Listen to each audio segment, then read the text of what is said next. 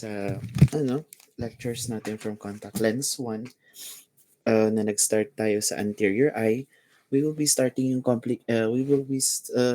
discussing contact lens complications from the anterior eye also. Starting sa tear film, which is yung usual na problems natin sa tear film would be dry eyes or dry eye disease, but this one is dry eyes in contact lens wear.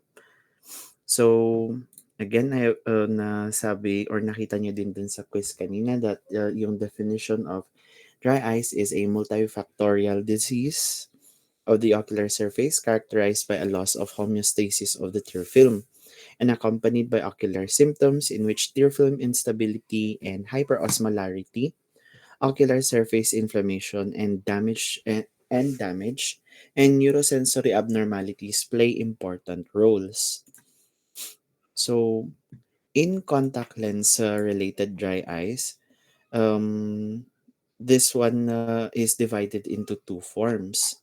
So we have yung CLIDE or CLIDE or contact lens induced dry eyes or CLADE, contact lens associated dry eyes. Sa contact lens induced dry eyes, this is the existence of signs and symptoms of dry eye during contact lens wear, whereby such signs and symptoms did not exist before contact lens wear and can only be demonstrated in a patient who has not worn contact lenses previously. Sa CLADE naman or contact lens associated dry eyes is yung existence of signs and symptoms of dry eye during contact lens wear. So, according to this definition, the possibility that the dry eye disease observed in lens wearers is caused by a pre-existing or coexisting dry eye condition. Ay, sorry. Ay. Okay, akala ko naka-off yung mic ko. Okay, anyways. So, here in our, the tear film,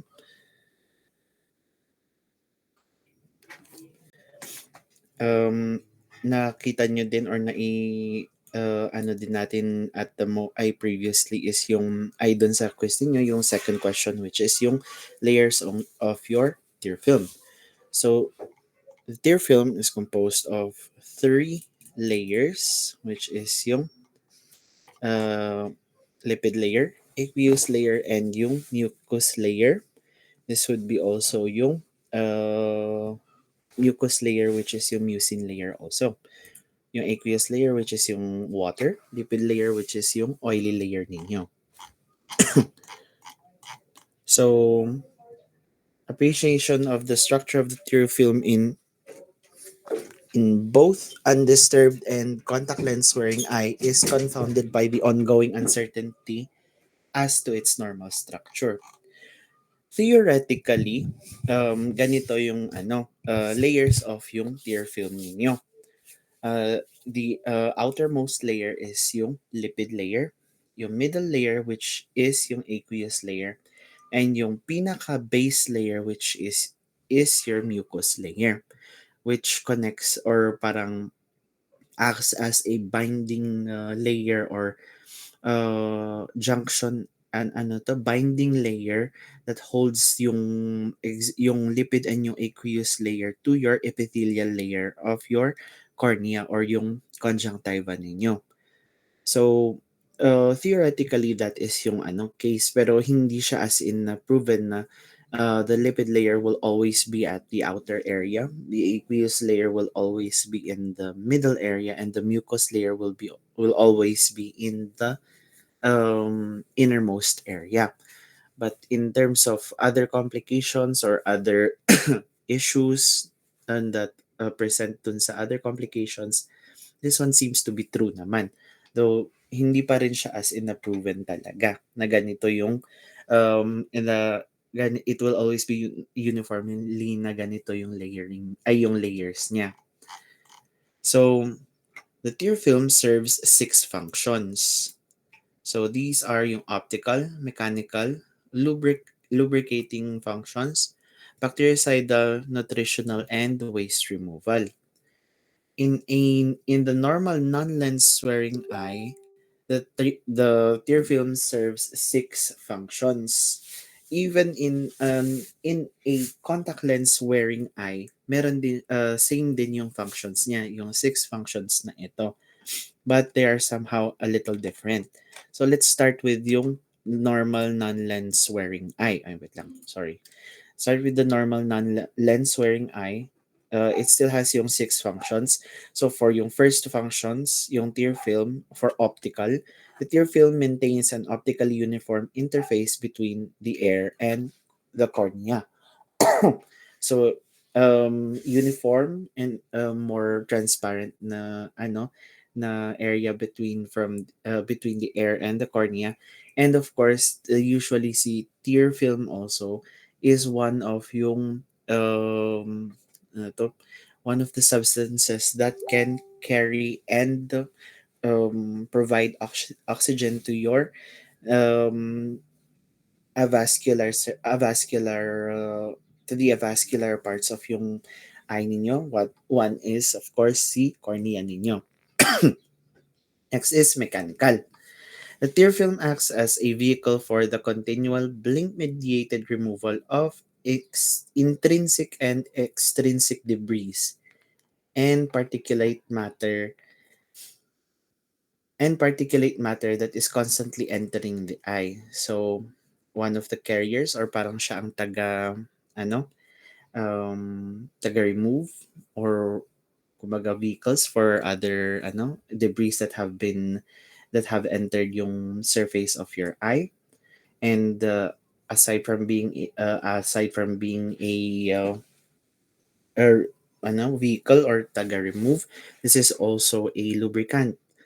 The tear film ensures a smooth movement of yung eyelids over the globe during blinking so that you would prevent any types of abrasions dun sa epithelial surface of your cornea or your conjunctiva.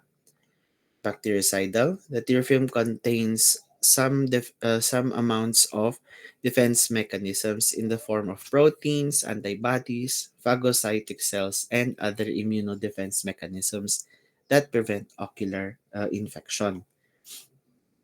Yung usually na parang this one is actually a little bit more theoretical pa rin siya, but one of the organs that can produce yung bactericidal the defense mechanism in the form of some proteins and antibodies would be your glands of Zeiss and Moll. Theoretically, they are the ones that have been the ones that can produce these types of proteins that can lessen the chances of having any types or any form of um, bacterial infections in your ocular surface. Somehow observed na most of yung concentrations ng of most of yung concentrations ng um, yung antibodies is seen in yung glands na ito, which is yung glands of Zeiss and Moll. Aside from it being a function na nagiging lubricating, parang nagpo-produce ng lubricating oils para sa eyelashes ninyo, these glands also theoretically produce antibodies that help in uh, lessening the lessening the chances of having bacterial infections in your ocular surface. Nutritional Let's go for nutritional function naman.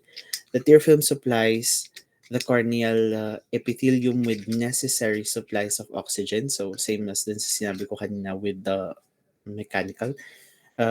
They also supply the corneal epithelium with necessary supplies of oxygen, glucose and amino acids and vitamins. Because usually nga si yung corneal epithelium natin or the cornea in general is vascular.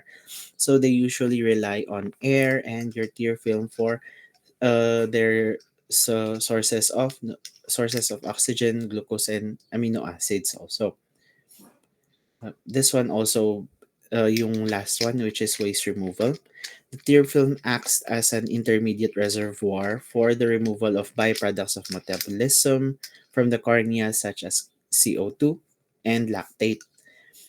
The functions of the tear film during uncomplicated contact lens wear essentially fall into the same categories as those described for the normal tear film, but can be restated with subtle differences. So if it is a lens wearing eye, yung tear film ninyo will be a little bit more of a different function naman.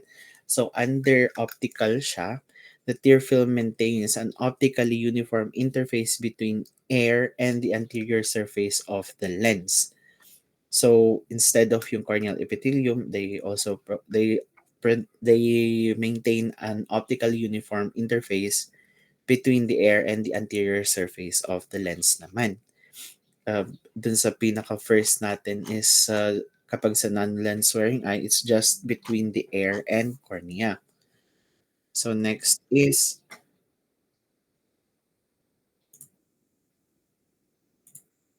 nako. Okay, so next is, where were we? After optical, also have mechanical.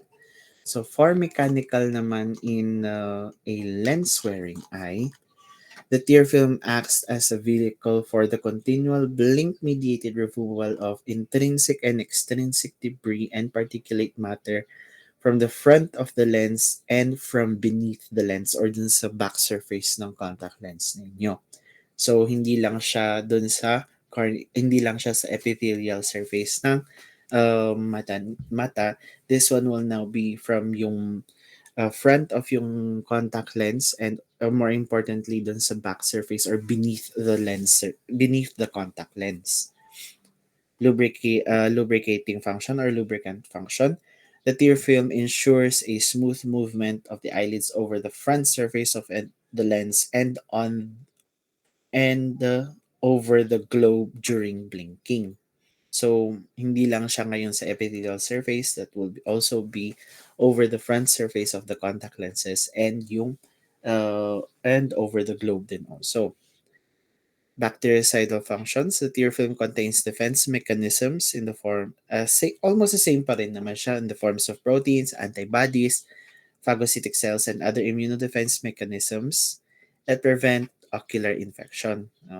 Dito lang siya almost the same naman sa lubricating function. The bactericidal function. Under nutritional naman is still the same naman. This one, the tear film will still be responsible for supplying the needed amino acids, vitamins, uh, oxygen and glucose for the corneal epithelium with necessary supplies of oxygen, and yung mga sinabi ko kanina via yung lid activated tear pump. And when we say lid activated tear pump, this is yung movement of yung contact lenses, ay yung eyelid ninyo over the contact lenses to splurt out yung yung yung old na tear film, ay yung parang current na tear film doon. And then after the upward phase ng pagblink ninyo, it will suck in a new air, a new tear, a new layer of the tear film para sa back surface ng contact lens ninyo. Si lid activated tear pump will also be important in waste removal, which is yung sixth na function. The tear film acts as an intermediate reservoir for the removal of byproducts of metabolism from the cornea, such as yung CO2 and lactate, that are flushed out from beneath the lens via yung lid activated tear pump ulit. So those are yung mga parang functions of yung tear film in a normal non-lens wearing eye and a no, a normal non-lens wearing eye and a contact lens wearing eye. So let's move on to some of yung mga procedures also natin. So what are the signs of tear film dysfunctions in contact lens related dry eye?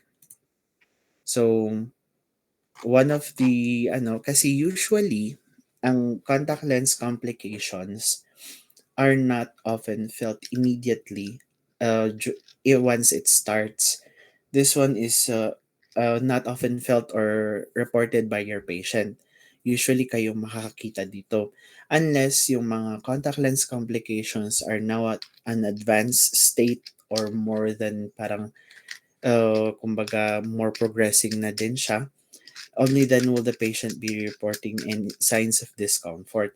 Most of yung complications ng contact lens related dry eyes or most contact lens complications in general can often be parang kumbaga asymptomatic or hindi ma-feel ng patient. You will only be seeing them, you will only be knowing that your patient has contact lens complications once you have done your observations. So one of the things that you can do with this one when we're going for CL complications on contact lens related dry eye um, is using yung slit lamp biomicroscope. Similar techniques that are employed for examining the non-lens wearing eye can also be applied to the lens wearing eye. The overall integrity of the tears during lens wear can be assessed by observing the general flow of the tear film over the lens surface after a blink, as indicated by the movement of tear debris. Some sluggish movement may indicate mucin-rich or a lipid-rich tear film, the absence of yung aqueous layer ninyo. So what are yung general observations natin here? So sa general observations ninyo for a when your patient is wearing yung contact lens, nakalagay dun sa first na sinabi, ay dun sa third na nakalagay dito is yung sluggish lens movements. So sluggish lens movement of of yung sluggish lens movement or contact lens movement when you're observing using your general observation or yung general diffused illumination ninyo.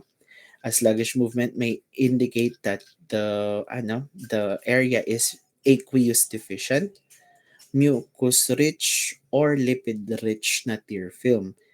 And the amount of debris provides an indication also of the level of contamination of the tears. Perhaps, for example, from overuse of cosmetics or a kumbaga ay sluggish ay ano na to, overuse of cosmetics or yung over polluted the or overexposed na dry na eye siya.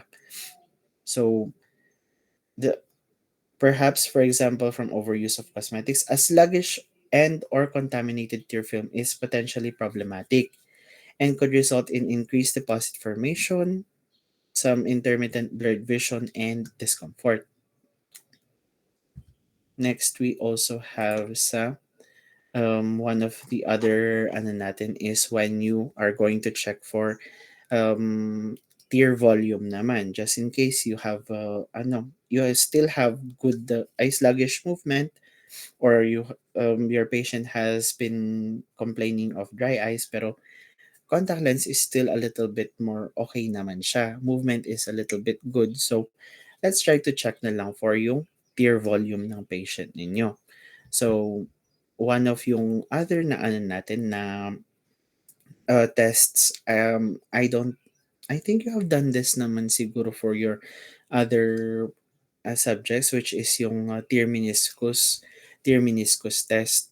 So this one is a usual procedure that we are going to do if you do not have or the patient will not consent or a little bit more uncomfortable in terms of doing any type of tests like yung Schirmer's tear test or um, tear breakup test. We try to do yung tear meniscus test, which is usually just checking yung height of yung lacrimal tear prism. So in this in this picture, your patient has some sort of some sort of very low na tear volume. as stated, as seen here, makikita nyo parang ang gagamitin niyo kasi na basis here is your 12 millimeter slit na na beam being pointed at the lowest portion of yung retracted lower eyelid ng patient ninyo. If your 12 millimeter slit is of the same height as yung tear prism, makikita ninyo dito sa side niya here, meron siyang nire-reflect na parang build up ng tears. If it is of the same height, this one your patient has normal tear volume. But if in cases that the tear prism being reflected here is a little bit lower than the height of this one, yeah, this will be a little bit more, matatag mo siya as low tear volume. The next one that you would be checking also, are they of the same height? After yung sa height difference, you are going to check for also yung width difference naman niya. So for the width difference naman, you're just going to check naman if they're of equal width din also for both eyes. Wait lang ha.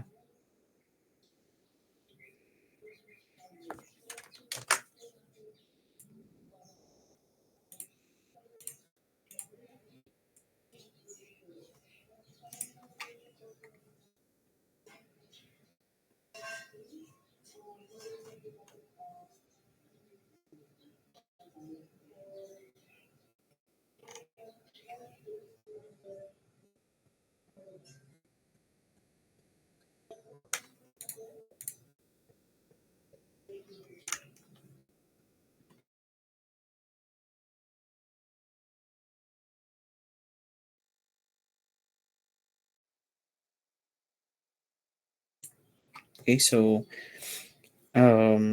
in terms of dito sa tear prism or tear meniscus, do you have any questions pa before we proceed to the next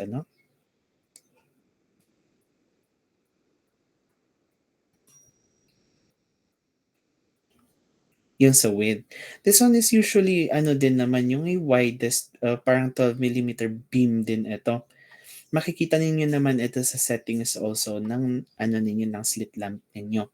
Or in other cases kasi kung yung old slit lamp, we have three apertures.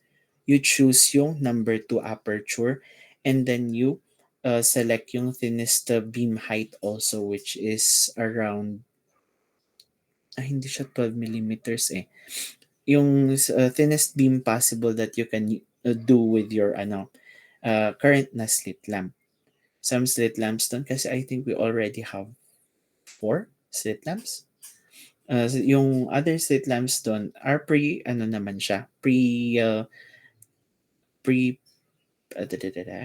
prepared to have this kind of height din also.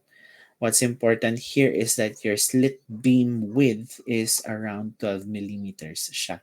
Ever.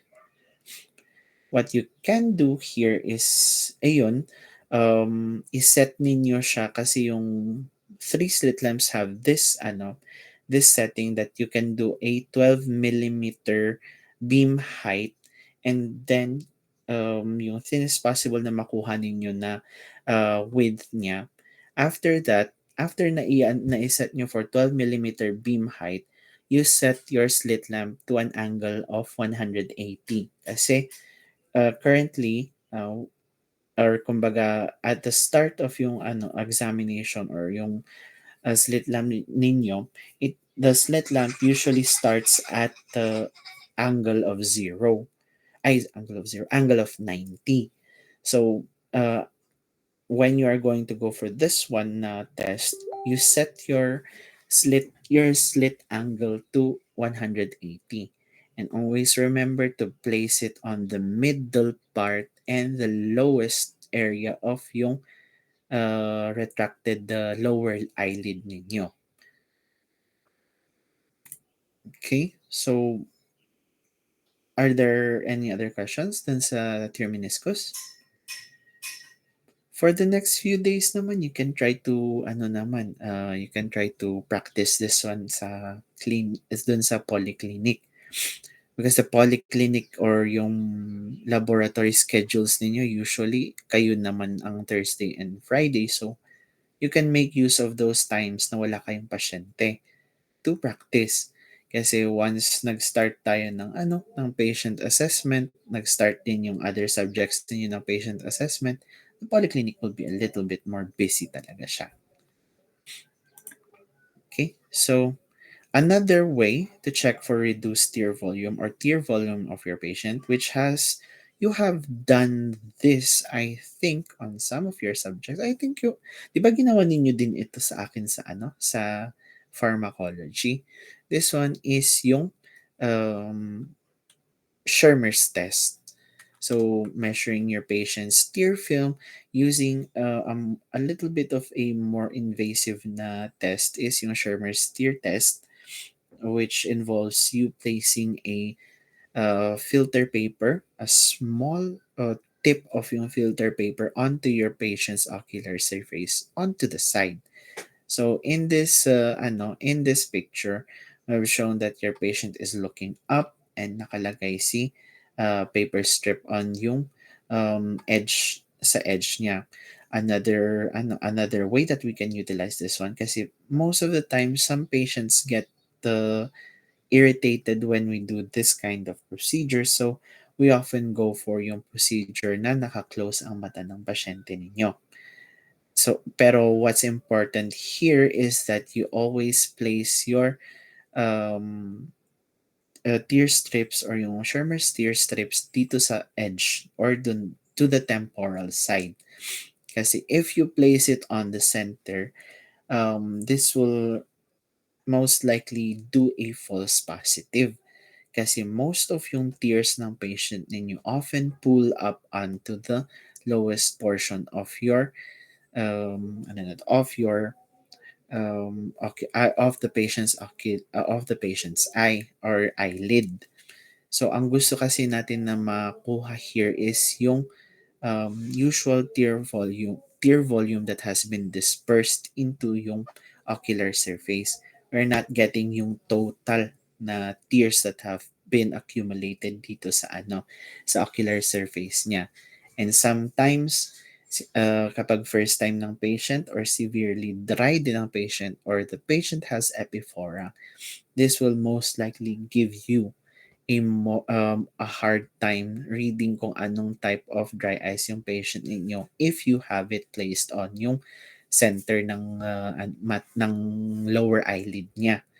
Kasi one, yun nga, it pulls onto the center, and two, if your patient is hypersensitive, once the patient closes their eyes, kapag nasa center of the eyelid yung Schirmer's tear strip, they will most likely be reacting to that parang as a foreign body. So, magpo-produce ng excessive amounts of tears. Yan. So, that would be for yung Schirmer's tear test. The next one that is a little bit less accessible for us but less invasive din kasi very very thin talaga na strip lang siya na nakalagay dito sa mata ng patient ninyo. It's just a thread, yellow thread siya. This one is yung phenol red thread test. Involves impregnating fine cotton threads with a pH reactive dye. pH reactive dye, phenol sulfo uh, wait lang. Phenol sulfophthalene siya. Medyo ang haba-haba kasi. Phenol sulfophthalene, which turns the thread yellow in air. But once exposed to the specific pH of tears, it reacts as red dito sa dito sa picture na to makikita nyo dito sa area na to, this one has not been exposed with the patient's tears yet, so it's still yellow, but ito it's siya seen here. So for phenol findings test to normal test findings compared to your Schirmer's tear test, often ang nito sa phenol red thread test, as long as yung Eto, yung red na line has exceeded more than 20 millimeters, that would be counted as a normal tear volume. There is also usually si phenol red thread test, yung paper niya or yung paper container niya, meron din doon nakalagay yung parang pag-measure ninyo ng length. If it, parang somewhat parang caliper-ish na naka-drawing na doon sa paper, and then you lay the thread there. Once the thread has covered yung required length, that one is a normal tear volume siya. So that is for tear volume. We now go for tear film instability. So, what is yung first na that comes to mind when you say tear film instability, or the test that comes to mind when we try to check for tear film instability? That would be yung TBUT, or tear breakup test, or tear breakup time test. The structural integrity of the pre-lens tear film can be assessed by measuring the elapsed time from the execution of a normal blink up until the tear film breaks up. This is known as yung tear breakup time. So, before, ano ang na-mention ko sa inyo na breakup test of a non-lens wearing eye? Normal na breakup niya.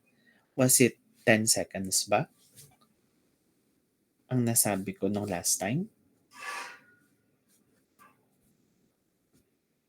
So, on a normal non-lens wearing eye, that's 10 seconds for it to be considered a stable na na tear film. But on a lens wearing eye, that would still almost be the same in different areas nga lang. For soft contact lenses and hard contact lenses, it's a little bit hard to pinpoint yung tear film stability niya. But most likely, dapat ang tear film stability niya ang amount of breaking niya would be around 7 seconds.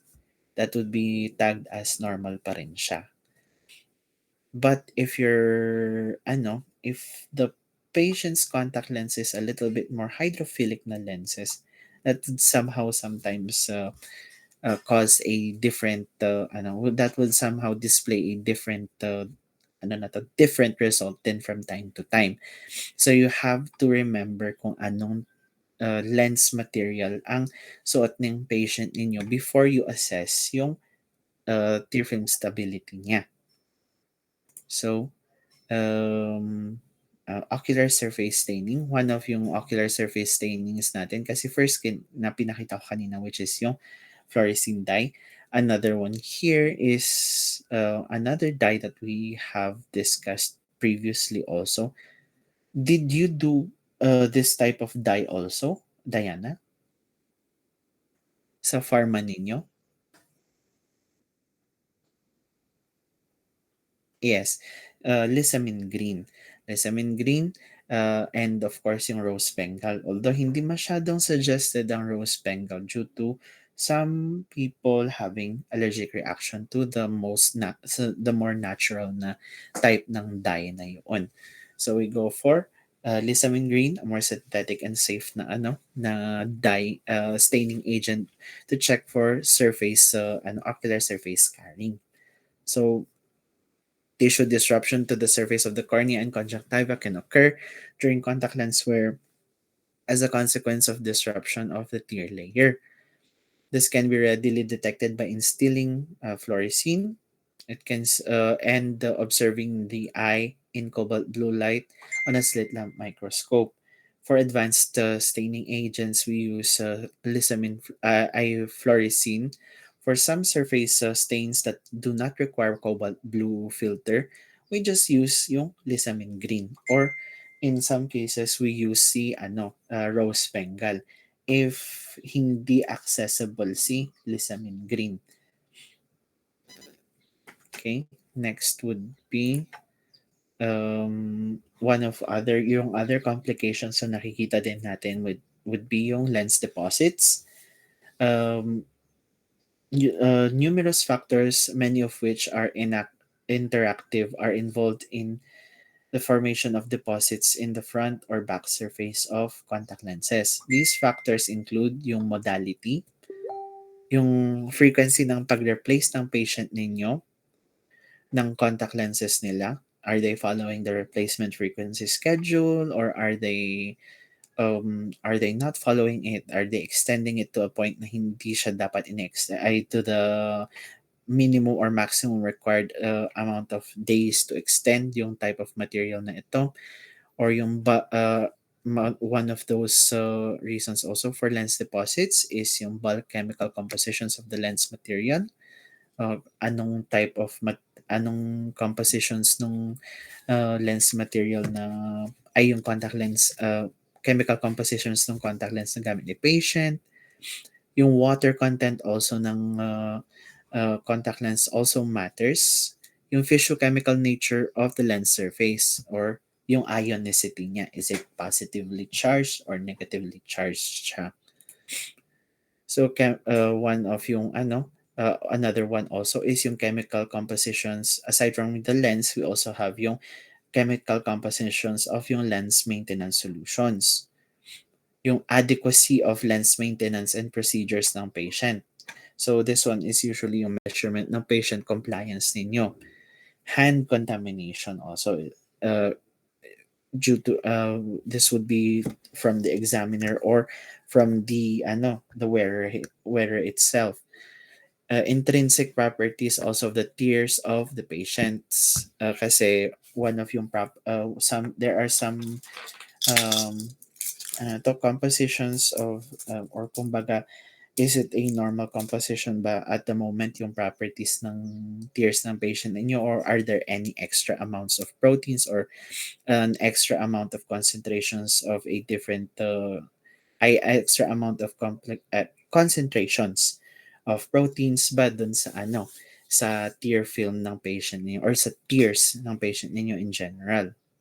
So those are one of the reasons or one of the possibilities or causes of lens deposits dun sa contact lens ng patient ninyo or sa ocular surface. Okay. So one of yung treatment options tuloy. Um another complication, or often seen as another complication for your patients having an abnormal tear film, is of course yung thinning of yung post lens tear film ninyo. The tear film between a contact lens and the cornea can also be viewed by specular reflection. So this is another slit lamp procedure that should be around should be a procedure that you have already performed before. Specular reflection by using the slit lamp microscope for you to check yung thickness ng post lens tear film ninyo, and can be inferred from the appearance of the specular reflection. So, you will rely dun sa appearance ng specular reflection to check if your patient's post-lens tear film is of normal thickness, or less ang kanyang, or kumbaga very small ang amounts ng kanyang deposits. Kasi we cannot rely on just a direct white light. We also want to check also if your patient's tear film behind the contact lens is of adequate amounts also, and there is equal, or there is normal exchange of yung post lens tear film yung after blinking. So one way to check this one is of course yung specular reflection nyo. Kasi 'di ba ang ano natin sa specular reflection will usually display parang kumbaga an arc of layers na pwede natin ma-observe. So in those arc of layers, makikita natin yung thickness ng tear film ninyo. If it is an inadequate thinness, or makikita ninyo na abnormally illuminated yung layer na yun, this will be tagged as a thin post lens tear film or an abnormal post lens tear film. Have you been catching up din naman siguro? I'm sure naman siguro that you have been reviewing for some time din about dito sa mga different procedures for slit lamp, because this one is very important in your next few cases also. Specular refraction is one of yung mga tests that you will be doing for for assessing your patient's corneal surface. Not just in contact lens but in other cases also, or other subjects that you will be doing patients also. So, what are the usual treatment options when we have these kinds of causes? Lens deposits, thinning of your post-lens tear film, na due to yung contact lens wear ninyo, or dry eyes in general. So, the first one would be choice of contact lenses. So, you have to know when it is time to switch from rigid to soft lenses. Um, of course, choosing the right modality for the patient's condition. When you say condition is hindi lang naman yung natag natin na dry eye siya, you need to reconsider also yung materials that are more suited for the patient.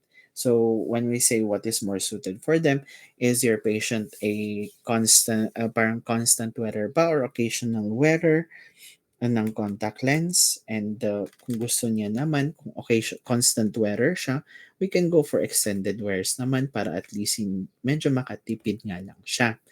But another thing also, if your patient's condition is yun nga dry-eyed siya, we have to go for a more shorter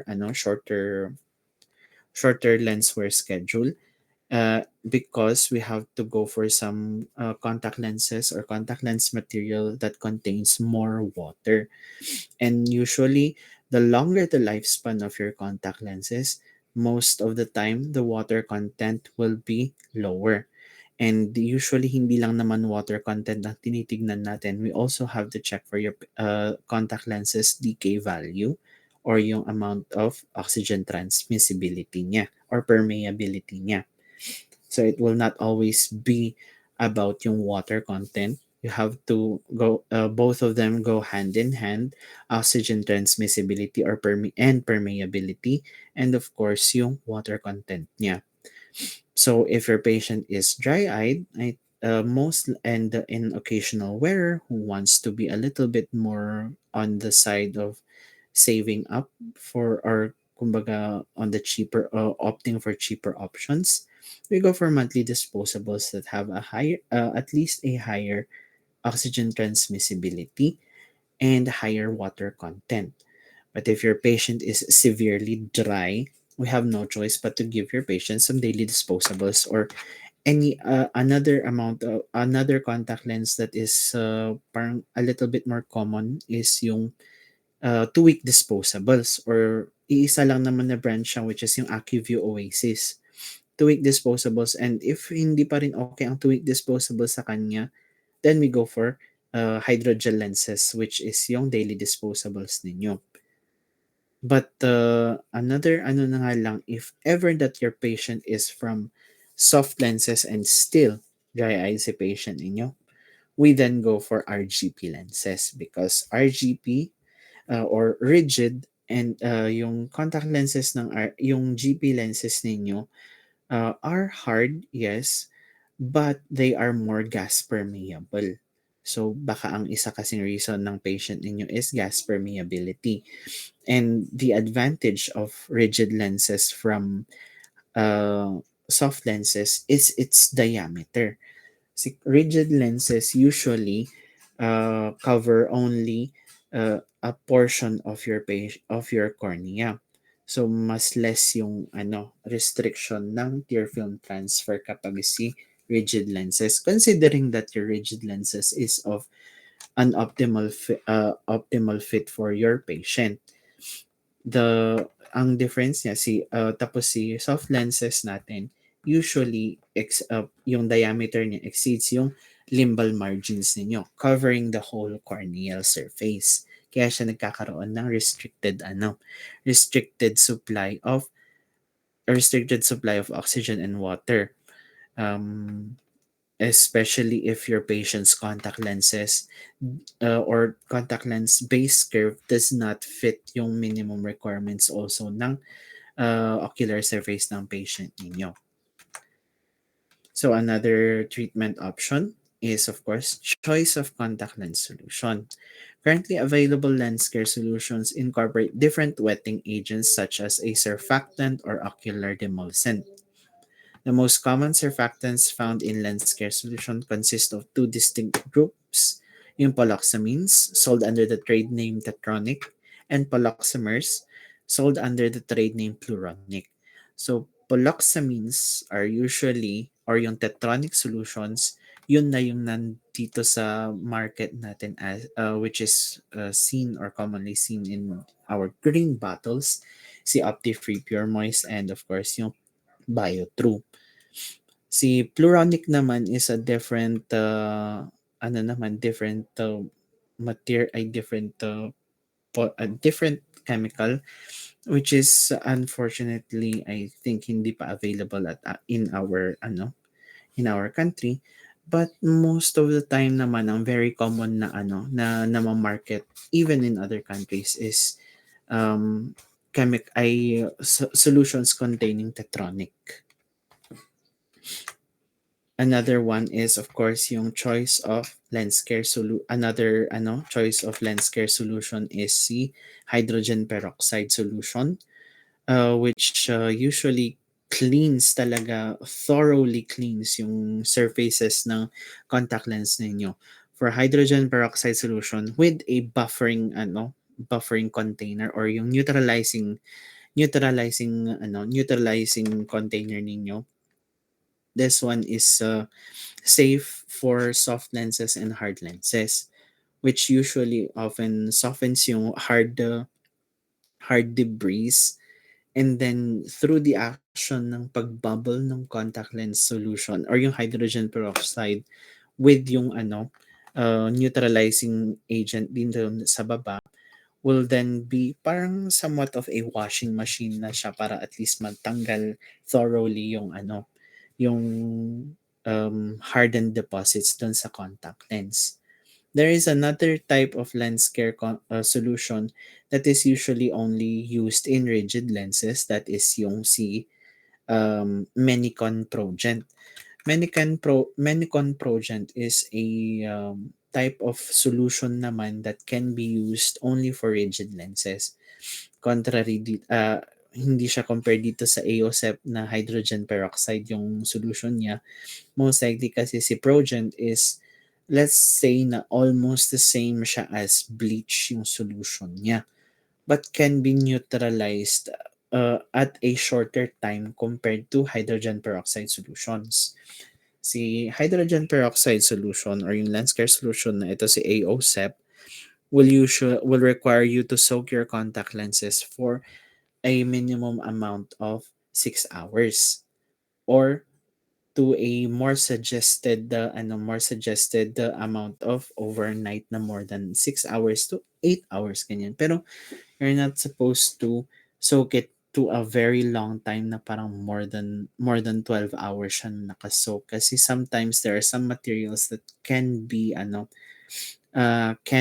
do some damage to yung can be damaged by yung hydrogen peroxide solution. So the other one, si Menicon Progent naman, which is usually a solution that is commonly used for rigid lenses, will now be for only take you around 30 minutes to finish or to neutralize yung solution nyo. So the shorter time nga lang, the higher it's a high concentration na cleaning material, which is only going to be used for rigid lenses, because if you were to use it for soft lenses, your soft lenses will most likely discolor, soften, or dissolve. So another option is rewetting drops. So for rewetting drops, the commonly used strategy in management of contact lens related dry eye is to supplement the tear film with viscous substitutes and gels. So, ang pinaka-ano natin dito at the moment, kasi wala tayong OptiFree na refreshing drops here, but we also have under Alcon naman is yung Systane. Pinaka-ano natin is Systane Ultra for Another option also is CelluFresh and ano na yung isa? CelluFresh, Optive, those types of rewetting drops. The most popular form of delivery of these agents is via the periodic installation of rewetting drops. Alternative delivery system includes yung ointments and inserts. Pero at the moment, hindi na masyadong recommended ang inserts. Ointments naman is a little bit more less than na recommended kasi you have to place yung ointment before you wear your contact lenses. Another option, just in case that your patient's dry eyes is caused by lipid deficiency.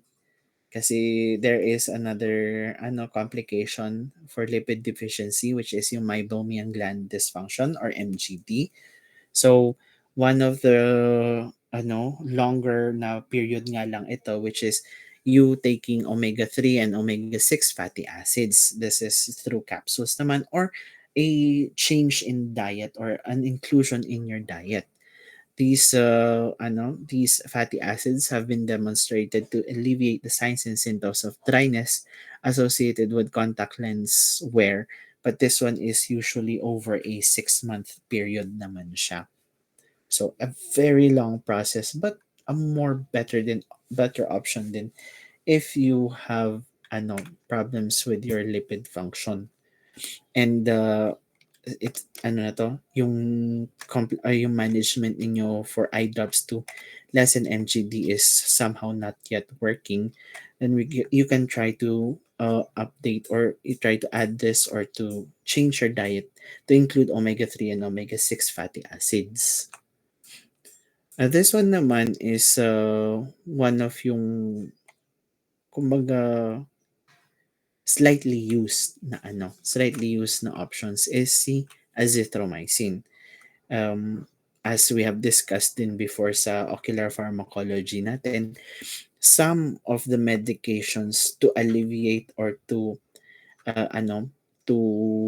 some of yung medications to manage other complications sa mata natin or ocular eye complications will usually use prescriptions or drugs that are not intended for that purpose.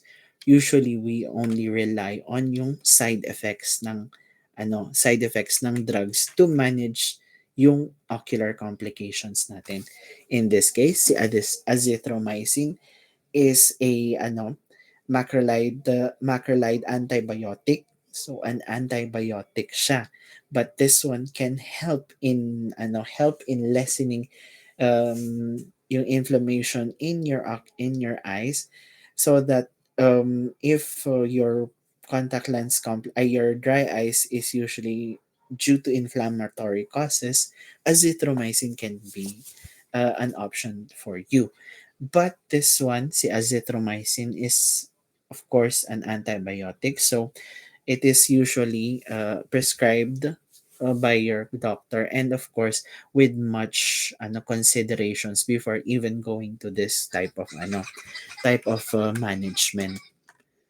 Next, also another drug that has been used recently, or parang recently lang naman na ito addition natin. This one will usually be um a lubricating drop that will usually be for those who are mucus deficient. This one is diquafosol. Diquafosol sodium stimulated water and mucin secretion stimulates water and mucin secretion by acting on the P2Y2 receptor on the conjunctival epithelial and goblet cell membrane, and elevating intracellular calcium ion concentrations, thus thus improving your production of the mucin layer and of course yung aqueous layer ninyo. But most of the time, Diquas or diquafosol is used for mucin deficiency. So, are there any questions dito sa sa contact lens related dry eyes before we move on to a different complication also.